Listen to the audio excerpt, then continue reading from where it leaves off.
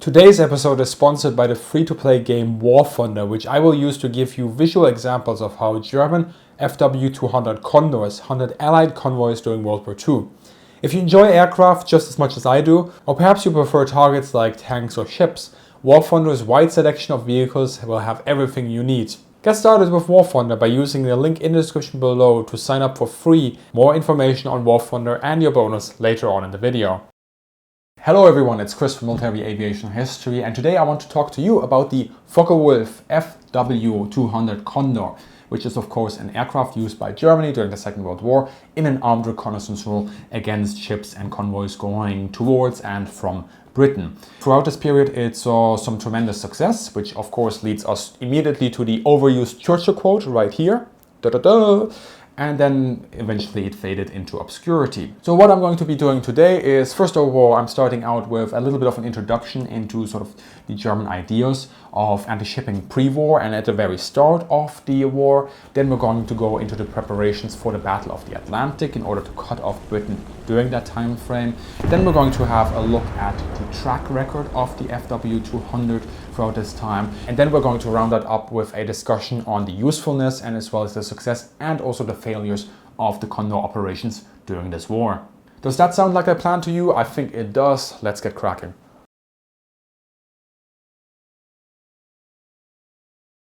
When it comes to anti-shipping, sort of pre and early World War II, we're in a very interesting time because most countries vastly overestimate the effectiveness of conventional bombing, so that's horizontal bombing from, let's say, 3 to 5,000 meters upwards against shipping. They vastly overestimate the effectiveness as well as the accuracy that could be achieved. Now, you could be accurate. So, for example, Japanese bomber pilots were relatively accurate through these attacks, but generally speaking, it really wasn't effective. That being said, while most countries had this sort of rosy picture, or most major countries I should say, had this rosy picture of anti-shipping operations, Germany was, from what I can tell, not one of them. In fact, from sort of early bombing trials they conducted in the Baltic Sea against old World War I era ships that they had left over. Yeah, I didn't know that myself. I learned something there.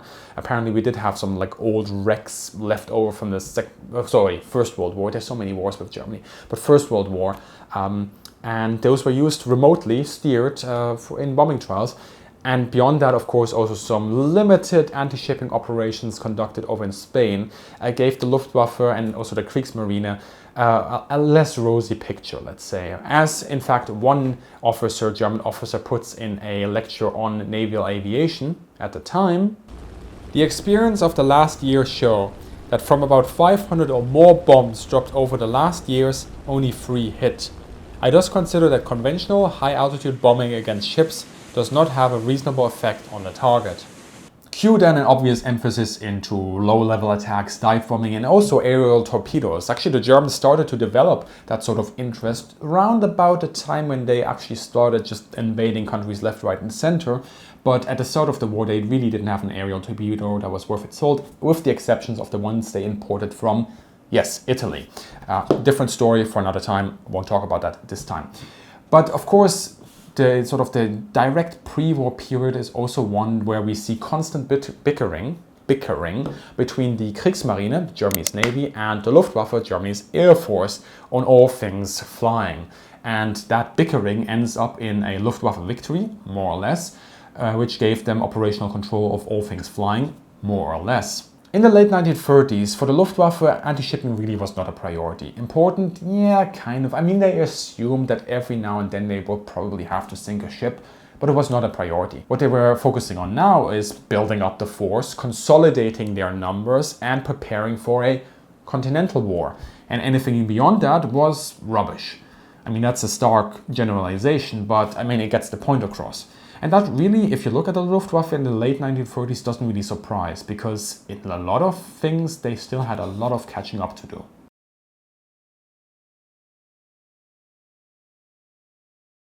Of course, come World War II, Germany, and by extension the Luftwaffe, is forced to operate over the open sea. Now we're starting to see the first anti-shipping operations already during the invasion of Poland, although quite limited. And then of course it ramps up quite quickly with the operations that follow out of the German invasion of Denmark as well as Norway. And then of course the evacuation at Dunkirk. And then later on with the Battle of Britain as well, a lot of anti-shipping operations were flown there. But it's not until sort of the Battle of Britain is already on the way and the Germans are starting to sink with their U-boats, ships in the Atlantic that are crossing over towards Britain, that they're starting to understand that maybe an aircraft that has sort of a long-range maritime strike potential could be useful in the future. The question that presents itself to the Luftwaffe right now is a very basic one. What aircraft can we use? What aircraft do we have that has the range, the endurance and the potential payload in order to have any sort of anti-shipping capability in the Atlantic? And they look at their inventory and they notice that actually the only thing they have is potentially the Dornier DO 26 and the Focke-Wulf FW200, which is mainly a civilian aircraft at this point, but it could be retrofitted into sort of this maritime armed reconnaissance strike aircraft. But really the choice there is on the Focke-Wulf because it has that range, not necessarily because it's a good plane for that role. And really, both planes had their problems. I'm not even going to be talking about the DO 26 because the Germans used that plane and they realized, well, that's not going to work the way we want to. And we only have the Focke-Wulf 200 that we can really use in that role. So what they start doing is they establish a Fernaufklärer Staffel, which is essentially a long-range reconnaissance unit. And that one, they start training Focke-Wulf 200 pilots in there. And that moves on to become Erste Staffel KG-40. Ja, KG-40 stands for Kampfgeschwader 40, which is essentially Bomber Unit 40.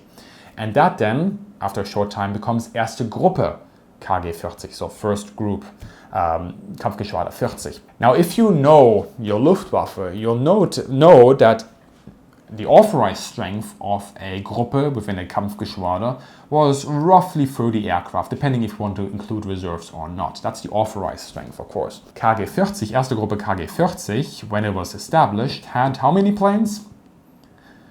4, of which 2 were not operational. And these low operational ratios that the Focke-Wulf 200 had at the start of the war really wouldn't change throughout the war. The ratios were, I don't think I would be amiss to suggest that perhaps this was the plane that, considering the amount of, the role it played during the Second World War and the operational usage it had, is probably the plane that had the lowest operational ratio out of all of them. I know that's a crass statement. I would have to, go through a lot of planes to make sure that's correct, but it is a contender. It is definitely a contender. It's so much of a contender that I'm not really going to talk about the operational ratio in this video. I'm just going to mention it to you now. Operational numbers be low. Yeah, really low. As a side note, before we move on also, Focke-Wulf 200s were also used initially in a transport role for the Luftwaffe. So for example, they brought some of the, they gave some logistical support to the German armed forces during the invasion of Norway, for example. And here and there, Focke-Wulf 200s were also continue to be used throughout the war in a transport role. But really what I'm focusing on in this video, once again, the title says it all, it's anti-shipping, right? That's what we're gonna do. Throughout this time, this unit moved steadily towards the west, finally arriving in Bordeaux-Mérignac by mid-1940. KG-40 would eventually have multiple airfields over the French Atlantic coast. From there, it was in a perfect position to fly over the Atlantic, looking for shipping going towards Britain. With an internal fuel load of up to 8,000 liters, the maximum one-way range of the Focke-Wulf 200 was between 350 to 440 kilometers. This allowed it to fly up to the mid-Atlantic for a direct return trip, but to increase loiter time, its patrols were flown a lot closer to the European continent in dedicated sectors where it would patrol for something like 3 to 6 hours. In 1943, there would also be trials with the FW200F, with an increased fuel load of up to 12,000 liters, by substituting the initial fuel tanks in the fuselage with a new type. Based on trials, the estimated range was 6,400 to 6,600 kilometers, although I do not know if that includes the weight of the ordnance or not. In the end, this version was never built. Focke-Wulf was really happy to advertise this range business, by the way, like really happy. Look at this. They had ads, like proper ads, in print. Yes, ads, just like YouTube ads. Have a look at this one. This comes from 1941, July 1941, in a German sort of aviation construction magazine, right? And if you look at this ad, you're able to put one and one together. I mean, look at the picture of the Focke-Wulf, look at the icon of the ship, and then it says in German, based on a Wehrmacht report from the 20th of June 1941, 1,100 kilometers west of Cadiz. Between you and me, I usually have qualms with self-promotion. It's something that does not suit me. But if Focke-Wulf has the audacity to make an ad like this, then I'm not going to be ashamed now to take 60 seconds to talk about all the glorious ways of how you can support this channel. Did you know that videos do not fall out of the sky like the Luftwaffe on January 1st, 1945 during Operation Bodenplatte? No. They take a lot of time, they take a lot of money, traveling to archives, traveling to museums, taking the time to film, research, and bring all of this content to you and editing these videos. Yes, I do all of that myself. I don't have any staff. Yes, the uncomfortable truth is, it costs money. So if you enjoy this content as a proposition, you could join Patreon or channel memberships and support this sort of content. And you get something out of it as well. First of all, you will know that you're supporting great content. I hope you agree. And at the second point, well, you're also getting perks like aircraft manuals that I frequently share with my supporters, as well as sneak peeks and production updates, question priority for Q&As, as well as that we have a Discord server up and running where there's a fantastic community forming that likes to debate and talk about aviation matters. And we also have bi-monthly meetings there where we talk and chat about all things aviation or just good old plain life. So support military aviation history. I wish I had some cool, catchy slogan right now, but I still don't because I'm German. I can't come up with this sort of stuff. And let's get back to the video.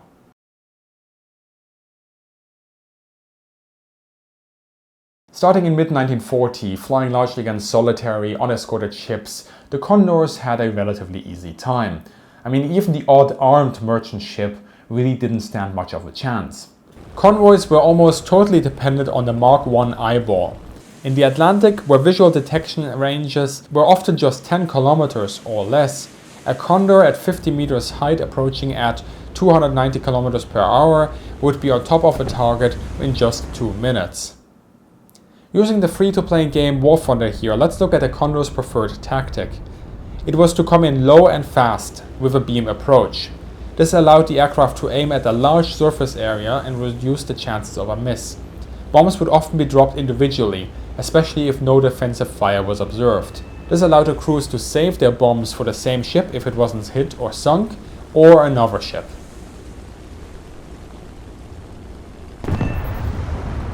Later, when AA defenses increased, they would attack from an angle just astern to limit the number of incoming rounds, and then they would drop multiple bombs in just one pass. Later on, when convoys fielded a lot of defensive firepower and had air support, FW-200s would bomb from higher altitudes, but rarely achieved a successful hit. With operations starting over the Atlantic in roundabout August 1940, the initial success the Germans had was relatively poor, especially when you compare it to the efficiency of the U-boat campaign at the time. And this was mainly due to the fact that the crews still had to learn their trade.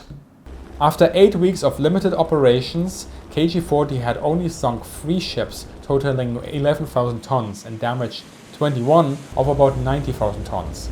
Bombing accuracy was poor, with the most damage inflicted by near misses. The British Admiralty was not unduly disturbed at the Focke-Wulf's 200's combat debut. The situation changed drastically in October 1940 when the Empress of Britain was attacked.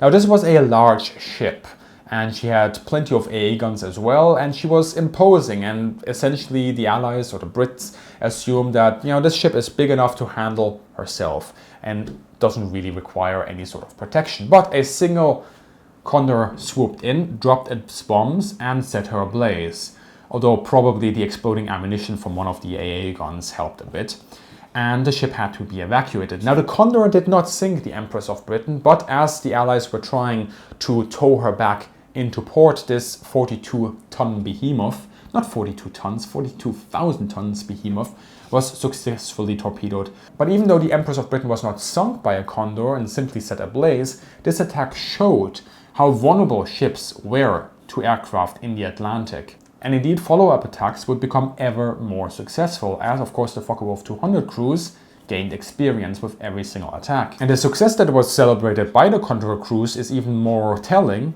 if you consider that it was only achieved by roughly 7 operational planes at a time. That said, the cooperation with the Kriegsmarine here was still lacking.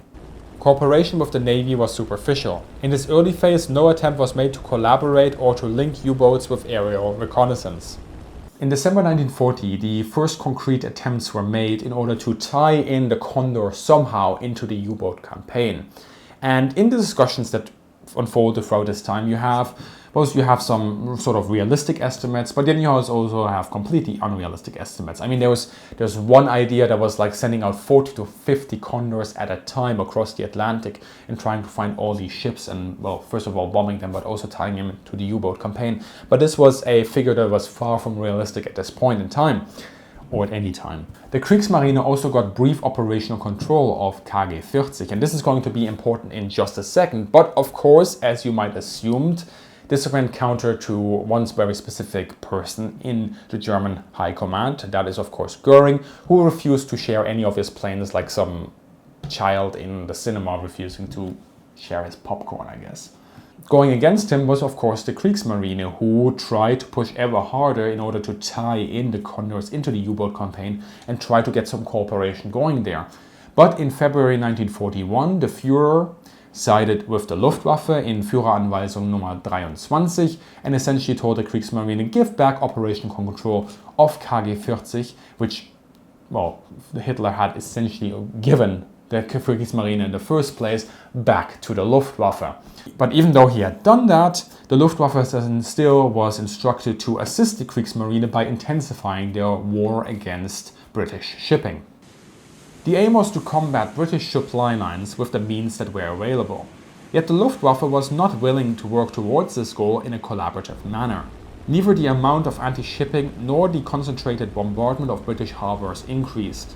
But even then, a massed use of the Luftwaffe in support of the naval war in 1940 to 1941 would not have defeated England. All this bickering on side of the High Command overshadowed what had been a good 2 to 2.5 months for KG-40. KG-40 as a whole here, by the way, did not just operate Focke-Wulf 200s, but also other planes. In February 1941, KG-40 would sink around about 100,000 tons of Allied shipping, as well as damaging 200,000 tons on top of that.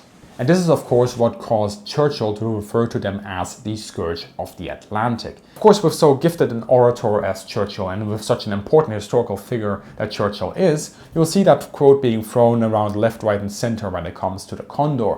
And it does make sense if we look at these successful months that the Condors had. But at the same time, even though the Condor was establishing itself as a problem, it could be countered. Talking about quotes, as you know, I like to give reading recommendations with all my videos. By the way, sources are always in the description below of my videos, in case anybody's wondering. Probably not anymore, you all know what's up. But yes, there are a couple of reading recommendations that I would recommend on the Condor operations. There are 3 in English and 1 in German, also all linked in the description. Now, if you speak the crowd, go for Sönke Neitzel's Der Einsatz der deutschen Luftwaffe über den Atlantik und der Nordsee 1939 bis 1945. Not just about the Condors, as both the title as well as the picture will tell you. Fantastic, fantastic book. Or you can go for a case study by Chris Goss on the Focke-Wulf FW200, the Condor at War, 1949 to 1945. Or if you're looking for something a little bit more summarized, an executive summary perhaps, there are a couple of Osprey's books on this topic as well that give you good, solid introductory reading. The reasons for the success in January and February are twofold. First of all, the Kriegsmarine. The Kriegsmarine had operational control of the aircraft and they changed tactics from the Luftwaffe. What the Luftwaffe had done and would continue to do afterwards is essentially send out 1 or 2 Condors at a time in order to keep operational ratios more or less balanced, shall we say, even though they were low. The Kriegsmarine did not think that way. The Kriegsmarine was, okay, so we have these many Condors that can fly right now, send all of them out at the same time. And this increased the sortie ratio by quite a margin and also, of course, increased the chances of individual Condors finding ships and being able to attack them then. And this massed usage tactic, really, I mean, we're talking about a handful of aircraft here, but massed usage in terms of the Condor was successful. They were able to find a lot of ships, bomb a lot of ships and sink some of these ships. But when the Luftwaffe got back operational control, they went back to their sort of single flight missions, you know what I mean, instead of using this mass tactic. That being said, the Kriegsmarine, by, you could say, burning out their force, did achieve tremendous success with that force. Yeah, they sunk roughly 38 ships even, and the estimates go from a sort of 100 to 170,000 tons depending on which historian you look at. These 2 months put into shadow the whole 1940 period before that. Yeah, operation started in August 1940, as you will remember. So it is quite significant. And at the same time, while they were doing this, the Kriegsmarine also hoped to finally tie the Condor into the operations of the U-boats. But this is here where reality and theory suddenly starts looking very differently. Usually the aircraft could not maintain contact with the convoy long enough for a U-boat to approach. Conversely, however, U-boats repeatedly found convoys in this phase of the battle and were able with their DF signals to guide the Condor aircraft of KG-40 to these convoys. After all, a Condor going at 300 kph is a lot faster than a U-boat going at what? Like 16 to 17 knots above the water? That's like 30 kilometers. During early 1941, this shift in tactic was effective in the short term, but the high sortie numbers could not be sustained, resulting in very low operational numbers in March. And when the Luftwaffe got their planes back, at the same time they went back to single plane sorties. In March 1941, the Fliegerführer Atlantik was finally created, operating amongst others the Heinkel 111, Ju-88 and Focke-Wulf 200. While finally being a dedicated command for the Luftwaffe ops over the Atlantic, Fliegerführer Atlantik was more of a political concession than one made out of conviction. Germany chose to let Fliegerführer Atlantik conduct a shoestring aerial campaign against a tough, resourceful enemy that gradually regained its balance. By mid-1941, the Condors were running into increasing opposition. Not only had ships been armed with the clever use of more Decker by essentially appropriating the US-American Second Amendment rights, but at the same time things like early warning radar systems were rolled out, catapult fighters or even escort carriers like HMS Audacity. And then planes like the Sunderland were tasked to escort convoys and in case they see any Condor or any other German plane, essentially told to duke it out broadside to broadside, flying next to the German aircraft, exchanging machine gun fire as if they were, I don't know, reenacting the Battle of Trafalgar, which I'm told is one of the favorite pastimes of anyone in the United Kingdom. And I'm really doubting whether the Condors are appreciating all this extra attention that is being paid to them. I mean, for them, this must have been really, really bad vibes. Although 1941 had started with a bang for Erste Gruppe KG-40, it ended with a whimper. Because of the new tactics forced upon the unit, the number of ships it was now sinking dropped dramatically. The lessons of the year had not been lost on the Luftwaffe. In January 1942, it reported, because of the strong defenses, Focke-Wulf aircraft can no longer carry out bombing attacks on Atlantic convoys.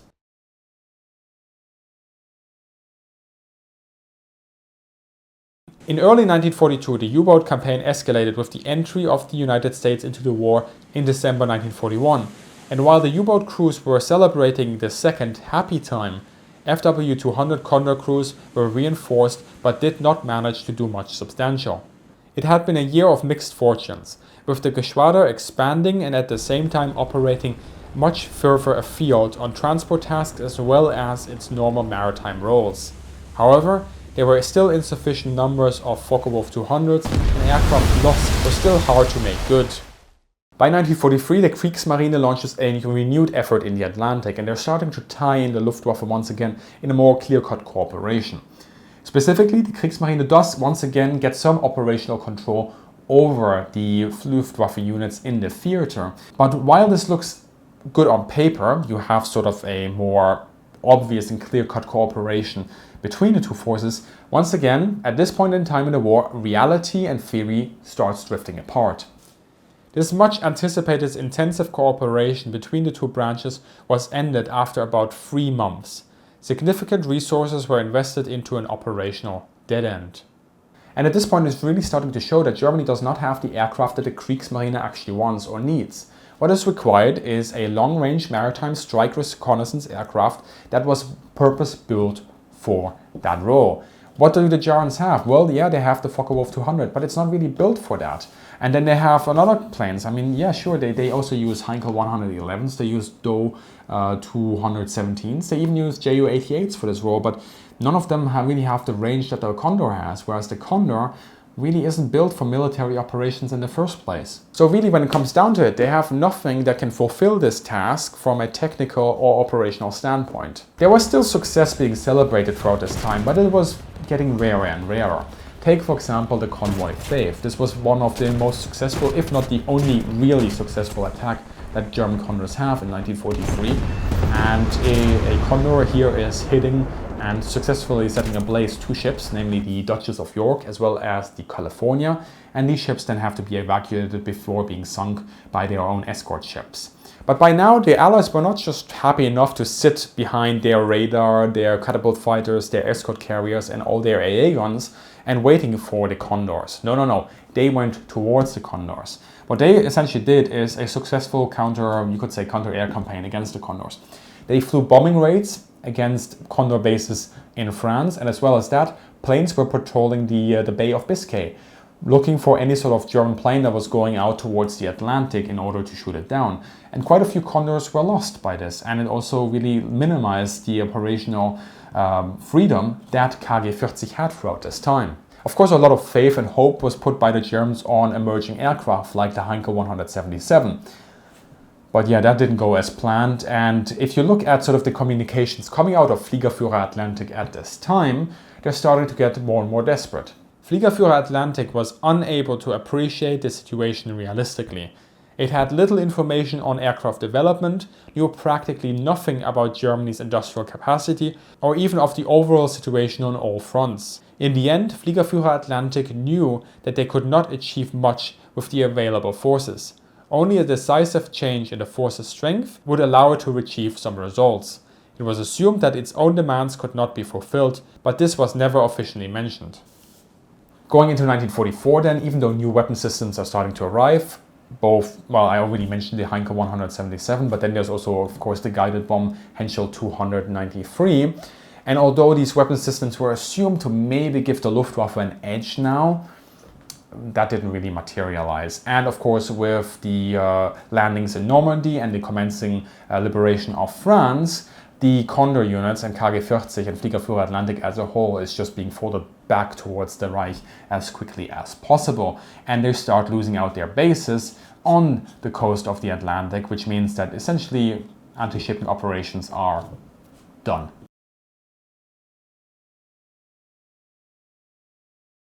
So how do we rate the Condors? Were they a success? Were they a failure? Were they a mixed bag? Well, we can of course look at the numbers, and we will look at the numbers. But after looking at the numbers, we will look at all the stuff that the numbers don't tell us as well. So, starting with the numbers. First, let's look at the overall tonnage sunk. Remember that these figures are always up to debate, and you will see some fluctuation amongst historians. So this is more of a general guideline. As you look at these figures, remember that the standout year, that's 1941, the success that you see there is basically all achieved in the first 2 months. And if you compare all of that to the U-boats, of course these figures will appear somewhat small. But remember that they were achieved with only a handful of planes and that the overall tonnage sunk by Germany from air during this time was slightly higher. By the way, if you're interested in the U-boat campaigns, I do recommend this video by Military History Visualized as well. Now that we have looked at the tonnage sunk and damage, let's look at the Condor operational losses. On the whole, Germany seems to have lost an ever-increasing number of Condors on operational missions. With these figures you can see that the Allied countermeasures had an effect, but non-combat losses are very high for this aircraft as well. Concerning losses, there also seems to be some difference in how they are rated between historians. For example, Neitzel indicates that only 2 machines were lost in 1940 over the Atlantic, which I would presume to mean, well, combat losses most likely. Equally interesting is the cause of these combat losses. About 30% of them were caused by AA, while the remaining were a result of RAF and USAF patrols, as well as the Fleet Air Arm or catapult fighters. And then of course also later on by bombing. And against all these losses stand a production run of about 260 aircraft between 1940 to 1944. Having shown that to you, I don't really think that I'm just going to drop numbers here and call it quits, because that's really not how we do things on military aviation history, and I really think that's reductive as well. Yes, of course, it gives us an indication when and where the Focke-Wulf 200s were successful and what their overall impact was throughout this time. But merely leaving it to the numbers leaves out a lot of stuff, especially stuff like resources that the Allies had to put into countering the Condors, be that simple AA guns mounted on top of their transports, tasking warships to escort the convoys, tasking aircraft to escort the convoys, and then of course also tasking aircraft to strike out against Condors and KG-40 and Fliegerführer Atlantik in a more proactive way. A lot of that drains resources that the Allies had from one area, putting it into the protection of the Condors, sorry, not in the protection of the Condors, in the protection of the convoys. And that is an indirect consequence, and that should also be looked at. The Condors' presence as a whole, even though it wasn't successful anymore, just that it was there, is continuously a drain on Allied resources. And having talked a little bit about that, I'm now going to ask Dracheniffel to give us a little bit of a perspective on exactly that from the naval side. The FW-200 had a lot of names when it came to the Allied crews of the various convoys. Unfortunately, pretty much all of them are unrepeatable. And there was very good reason for that. The FW-200 had the capability of making convoys' lives a living hell, even more so than it was with, dozens of Kriegsmarine U-boats hunting them. The simple sight of a Condor circling a convoy, way beyond the reach of any weapons that convoy might have, was in and of itself incredibly demoralising, because the sailors who saw that knew exactly what it meant. That Condor was radioing their position back to either Kriegsmarine HQ or possibly to some nearby U-boat, and they had no idea where that U-boat was. All they knew was that that eye in the sky was sending those deadly submarines towards them, and that no matter what they did, whether they changed course, whether they changed formation, or even what position the escorts were in, all of that would be relayed back to the submarines. And the simple fact was, the Condor was much better at finding convoys than U-boats were. And that, of course, was assuming that you hadn't run into a Condor that was carrying its own weapons and could attack you directly. So all of this meant that convoys had to be routed in such a way that, as much as possible, they could avoid these aerial scouts. And that, of course, increased sailing times, and by narrowing their options also made their sailing routes slightly more predictable. It also meant that the Allied convoys had to split their attention between multiple vectors of threat. The mid-Atlantic gap, whilst it existed, and the western part of the Atlantic might be quite bad for submarine attacks, but at least all you had to do was look to the surface and the subsurface realms. Once you were in range of a Condor, you had to worry about things coming in from the air as well, and of course, whilst you were worrying about the Condor, your attention couldn't be entirely on your hydrophones and your sonar and your lookouts on the surface. As a result of the Condor's ability to carry weapons and the tendency of some of them to get a little bit too close for comfort, the convoys had to be armed with anti-aircraft weapons. For merchant ships, this meant additional men on board, additional cargo to be carried in the form of ammunition and supplies for those men, space taken up by accommodation for those men, and of course the extra displacement of several anti-aircraft guns, all of which increased the cost of the voyage and cut into, even if slightly, the amount of cargo that the ship could carry. And when you consider that you had to do that for every ship practically in every convoy, that actually starts to add up to a fair bit of cargo that wasn't carried with every passing week. And then, of course, you also had the escorts, because now not only did the escorts have to worry about a potential subsurface attack, let's face it, a Flower-class corvette or a Hunt-class destroyer was never really going to stand up to a Scharnhorst, a Bismarck, or an Admiral Hipper, but if you loaded them out with depth charges, Hedgehog launchers, and Azdic, they could at least give the U-boats a run for their money. But now, each and every Allied escort had to worry about sacrificing some of that potential displacement for anti-submarine weapons to account for the fact they needed to carry fairly heavy anti-aircraft batteries as well. And then you have even greater countermeasures. The catapult-armed merchantmen, for example. Pretty useless against U-boats. An old Hurricane is not exactly the world's longest range or most effective anti-submarine unit. The reason those things were installed in the first place, along with a risk to the pilot, because ditching in the North Atlantic is never fun, was because of the Condor threat. You had to install a catapult, you had to install an aircraft, you had to persuade the RAF to part with an aircraft, even an old and broken down one, and you had to find a semi-suicidal pilot who was willing to carry out this entire mission, and load all of this up multiple times on various merchant ships. Again, more cost, more expense, less cargo carried, and of course the risk of losing a highly trained fighter pilot every time you launched a thing. And just to keep it brief, because after all, this is Chris's video, not mine, even once merchant aircraft carriers and escort carriers came into play, when you look at those air groups, bear in mind that practically every single time you see a fighter on one of those ships, that fighter is there to deal with the Condor and its friends. And every single fighter that's on there is one less Avenger or one less Swordfish that's out there hunting the U-boats.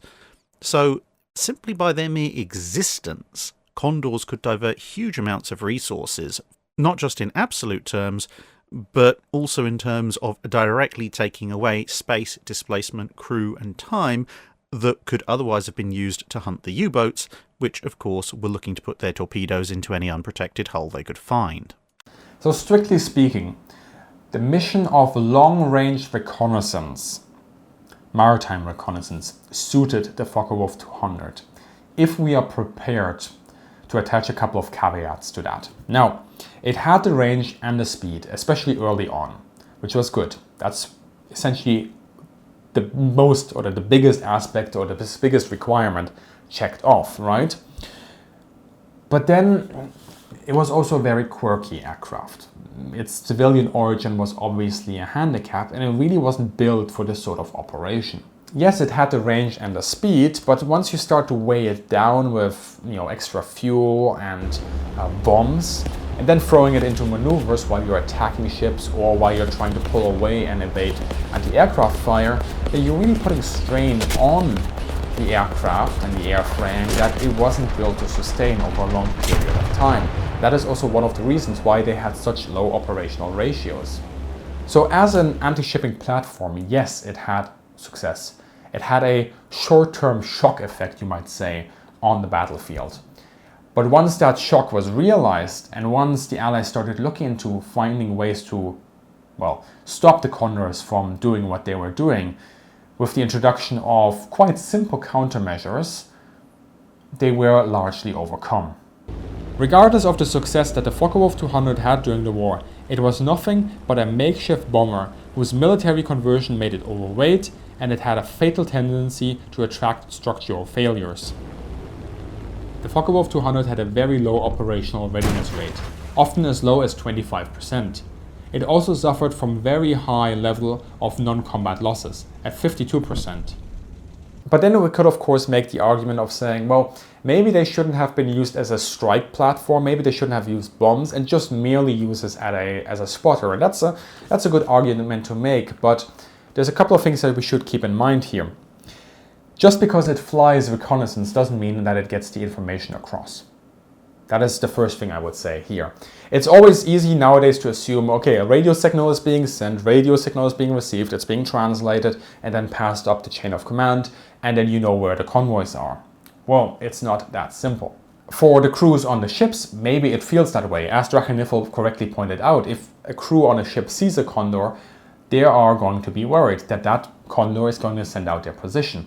But then the question remains how often that reconnaissance information actually worked as intended. You got to consider there's a very limited response time for U-boats. The Condor is not going to stay there forever. It's just going to, shadow the convoy, send out a couple of signals here and there, and eventually it will have to leave. And if there's no U-boat that's already sort of more or less in the path of the convoy's heading, then those U-boats are in the wrong place and they will never be able to use that intelligence information. And then there's the information transfer in the first place. Like I said, nowadays we always assume that this is very clear cut. Signal goes out, signal is received, you look at the signal, you put a dot on the map, done. Well, actually the Condors show us, or the operations of the Condor show us, or give us a good example of how this was not that easy during World War II. In his book, Sönke Neitzel presents as statistics on the arrows made in transmitting the position and headings of convoys in the Atlantic, based on around 10% of the made reports. These figures show that on average the position report of a convoy was off by a distance of 106 kilometers, and that in roughly 50% of the cases the course heading was off by 10 to 50 degrees, and in just under 25% of cases it was off by more than 50 degrees. The origin of these mistakes is hard to pinpoint. Potentially it's a mix-up of mistakes in navigation or during the encryption, and it would be interesting to see similar statistics over the years of World War II for Allied spotting, say in the Atlantic or in the Pacific. After the war, no Focke-Wulf 200 survived, but recently one was fished out of the Trondheim Fjord in Norway, and when I say recently, what I actually meant is 1999, so some time ago. And after years of restoration, a team of the Deutsche Museum in Berlin, as well as Airbus and Rolls-Royce, restored the aircraft. And it is now, as far as I'm aware, actually viewable in Berlin. And which is great for anyone who is interested in seeing the aircraft themselves. And who knows, maybe in the future, with some luck on our side, we will even have an Inside the Cockpit episode on that specific aircraft. Keep your fingers crossed, y'all, and it'll happen. But until then, if you want to get close to a Focke-Wulf 200 before you can see it in the flesh yourself or here on Military Aviation History, consider flying it virtually in War Thunder. War Thunder features more than 1,700 aircraft, amongst which is also the Focke-Wulf 200 you saw throughout this video, as well as a lot of helicopters, metal box targets, sometimes referred to as tanks, or floating targets, commonly referred to as boats. You will be taking part in exciting and explosive virtual battles, and you can enter in the mixed battle experience where you can use both tanks and planes or ships and planes. So theoretically you could use the Focke-Wulf 200 in this game on anti-shipping operations, although having tried it, it usually ends in a very fiery death. Not for the ship, but for the Condor. Bismarck, no! Bismarck, you gotta finish the mission. Go! War Thunder adds new tanks, ships, and of course, most important of all, aircraft in continuous updates, and the game features full cross-platform integration between PC, PlayStation, and Xbox. So sign up for free by following the link in the description below and receive your very own special sign-up bonus of 3 days of premium, as well as an exclusive sign-up bonus vehicle of your choice. As always, it would be very interesting at this point to see what you thought about this episode. Did you learn anything? Do you want to contribute anything? Do you have any counterpoints to what I said? Put it down in the comment section below. I'd be interested to read all those comments. And as always, I wish all of you at this point a great day and see you in the sky.